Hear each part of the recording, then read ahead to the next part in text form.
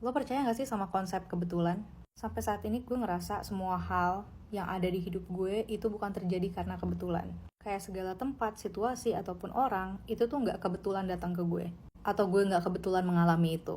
Mereka terjadi karena ada purpose-nya, ada tujuannya. Mungkin kalau misalnya lo familiar sama spiritual journey, di spiritual journey ini, kita itu mengalami segala hal, ada background-nya, ada latar belakangnya. Dan setiap langkah yang kita ambil itu ada ujiannya masing-masing. Mungkin gue akan share beberapa insight yang gue alami sepanjang hidup gue, yang bikin gue mikir-mikir kalau misalnya di dunia ini tuh gak ada yang namanya kebetulan. So hi, I'm Kat and I'm helping you to be the best version of yourself.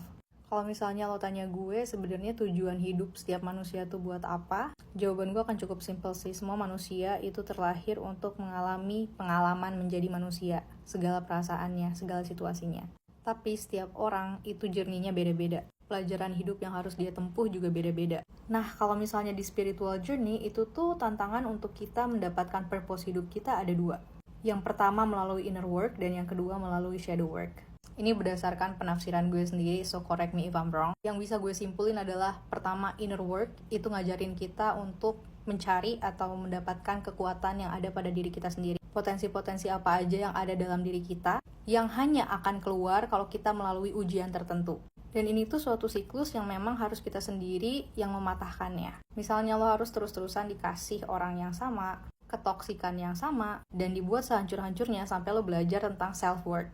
Karena sebelum adanya masalah ini atau sebelum lo ketemu sama orang ini, lo gak tahu betapa berharganya diri lo. Gue gak ngomongin high value, low value, ini kita ngomongin sebagai manusia aja.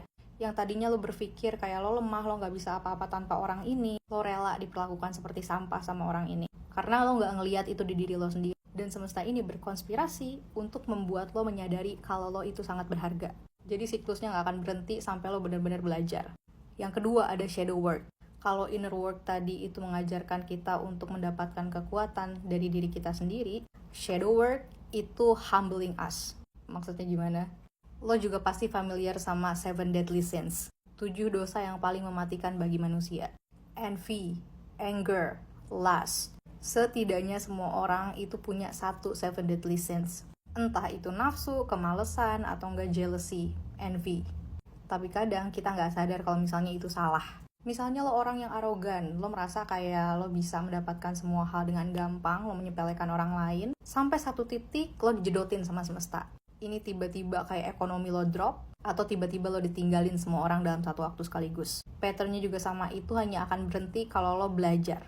Di shadow work ini kita akan mendapatkan segala konsekuensi dan resiko yang kita terima karena berbuat demikian. Lagi-lagi untuk bikin lo rendah hati kalau misalnya lo itu masih manusia dengan segala keterbatasannya. Jadi lagi-lagi kalau misalnya sekarang lo lagi dikasih ujian, masalah, kita mundur dulu sedikit dan cari tahu kira-kira apa sih pembelajaran yang dikasih semesta saat ini ke gue, dan yang gue harus perbaiki apakah inner work gue atau shadow work gue.